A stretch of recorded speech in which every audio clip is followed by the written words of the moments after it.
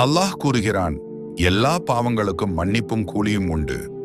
ஆனால் நீங்கள் ஒருவரின் இதயத்தை உடைத்துவிட்டு அதற்கு அந்த சம்பந்தப்பட்ட நபர் மன்னிக்காத வரை அல்லாஹ்வும் உங்களை மன்னிக்க மாட்டான். சாதாரணமாக ஒரு மனிதன் செய்யும் துவாவை விட பாதிக்கப்பட்டவர்களின் துவா அல்லாஹ்விடத்தில் மிகவும் முக்கியத்துவம் வாய்ந்தது.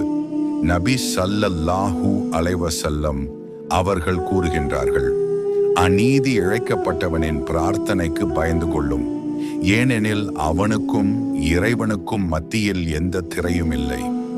உங்களுக்கு துரோகம் செய்தார்கள் என்பதால் அவர்களை ஒருபோதும் உங்கள் துவாவின் மூலமாக அல்லாஹ்விடம் அவர்களை பழித்தீர்க்காதீர்கள். அவர்களை அல்லாஹ்விற்காக மன்னித்து விடுங்கள். நம்மளால் ஒருவர் கூட நரகத்திற்கு செல்ல நாம் ஒருபோதும் அனுமதிக்க வேண்டாம். நீங்கள் மற்றவர்களின் பாவ